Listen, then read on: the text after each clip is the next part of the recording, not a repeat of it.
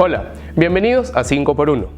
En esta edición nos acompaña nuevamente la doctora Aida Mendoza, quien es coordinadora de la carrera de Archivística y Gestión Documental de la Facultad de Ciencias de la Educación y Humanidades. La doctora ha participado de un seminario internacional en Guatemala sobre los archivos judiciales. Bienvenida, doctora. Muchas gracias. Doctora, en la lucha por combatir la corrupción, ¿qué rol cumplen los archivos judiciales? Como todos los archivos de la administración pública, y los archivos judiciales son parte de la administración pública, el rol fundamental que cumplen los archivos es constituirse en pruebas de los delitos de corrupción. En tanto los documentos estén conservados, estén íntegros, protegidos, estamos seguros que la lucha contra la corrupción llegará a ser sancionada. Los delitos no quedarán impunes porque tendremos las pruebas para demostrarlos. Y eso es la importancia, y más aún los archivos judiciales, en tanto en estos archivos se conservan los procesos judiciales contra los funcionarios públicos. De tal manera que si esos archivos están bien conservados, si esos archivos están completos, si esos archivos no desaparecen, vamos a tener la seguridad de que tendremos la evidencia documental para sancionar la corrupción.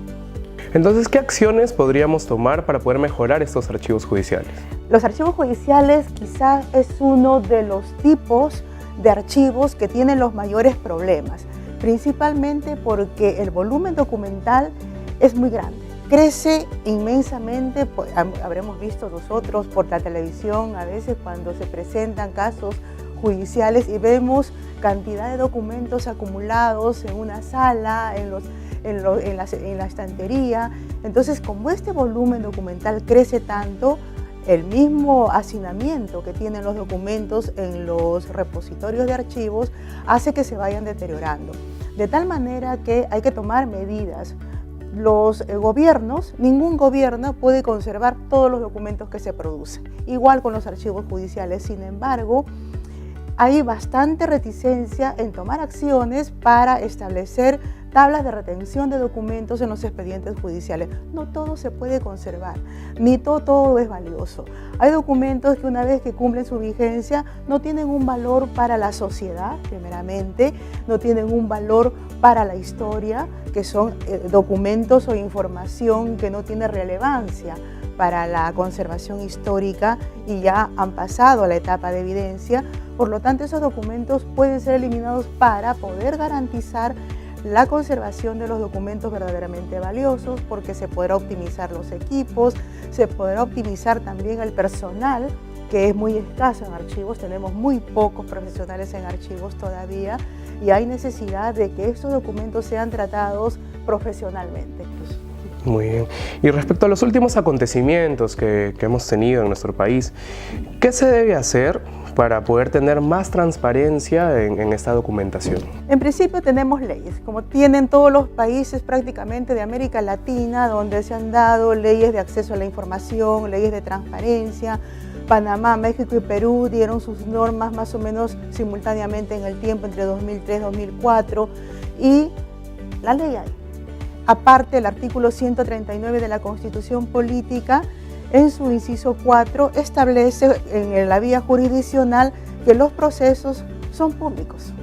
Y también en el inciso 20 del mismo artículo señala que se debe publicitar los expedientes judiciales, las resoluciones judiciales para la crítica, para la fiscalización que deben hacer los ciudadanos.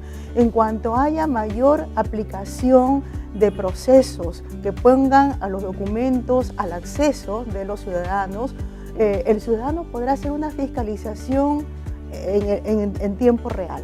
Por ejemplo, si se van con los documentos a nivel de la tecnología informática. Y eso hace que las entidades sean cada vez más transparentes, y más aún en el Poder Judicial, porque es donde se aplica la justicia. Así es. Hay documentación que es libre al acceso de todo el público, como también hay privada, ¿no?, que no puede salir. ¿Cuáles son estos tipos de documentaciones? Comenten. Hay documentos, en los expedientes judiciales, veamos, se dice que deben ser públicos, están de acuerdo con la ley de transparencia, pero ¿qué pasa? Hay cierta información que en algunos casos daña la publicidad, podría dañar la privacidad de las personas, la intimidad personal. Así como hay acceso a la información, esto no es irrestricto tampoco. Hay normas que señalan la protección de la privacidad de personas. Por ejemplo, en México se ha hecho un trabajo muy interesante por el IFAI primero, que ahora es el INAI, que es el Instituto Nacional de Acceso a la Información, donde se analizaron actividades judiciales o acciones judiciales en un número de 450. Hay algunos ejemplos que podría dar, por ejemplo, vale decir actas, resoluciones, procesos judiciales en curso o procesos judiciales no fenecidos, y se establecen los mecanismos cuándo esos procesos pueden estar a disposición de la ciudadanía y cuándo no.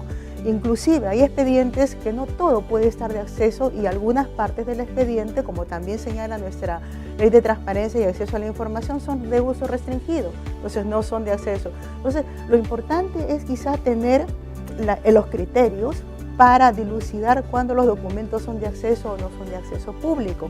Y principalmente es el profesional de archivos el que está frente a los documentos y tiene que estar suficientemente formado para establecer esos criterios y para saber cuándo un documento es de acceso y cuándo un documento no lo es, o qué mecanismos de clasificación requeriría de los superiores para desclasificar un documento o para clasificarlo.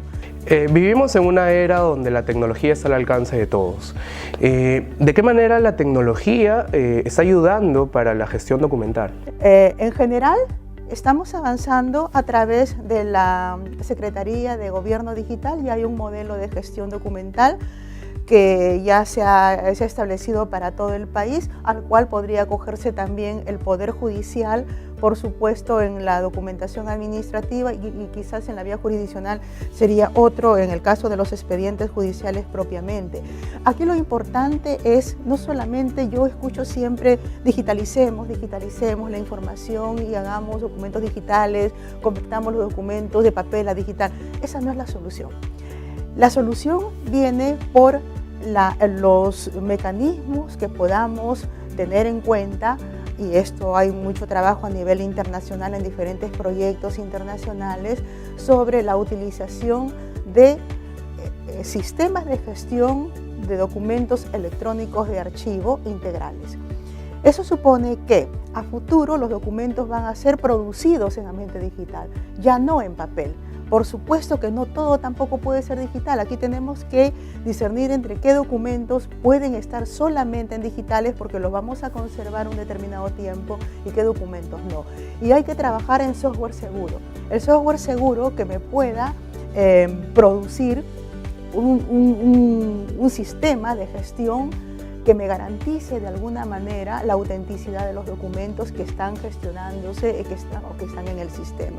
Mientras eso no suceda, lo que se avanza es a nivel de digitalizar, pero tener los documentos en papel. Entonces tenemos un doble gasto. Tenemos documentos digitalizados y tenemos documentos en papel. El mantenimiento es muy caro para los documentos digitalizados y lo mismo para el papel. Entonces hay que ir a los sistemas de gestión de documentos electrónicos de archivo, donde el documento ya nace digital y no va a ser papel en ningún momento, pero tomando siempre las medidas del caso en aquellos documentos que todavía necesitan estar en papel. Son los sistemas híbridos que se utilizan a nivel mundial y se va avanzando mucho más en la seguridad también de los software, de tal manera que el camino está trazado, es cuestión de ir afianzando los mecanismos que nos lleven a ese cometido de trabajar más en medios digitales que en papel, y dejando los papeles para aquellos documentos más valiosos, aquellos que tenemos que conservarlos como los que tenemos en el Archivo General de la Nación más de 400 años, ¿no?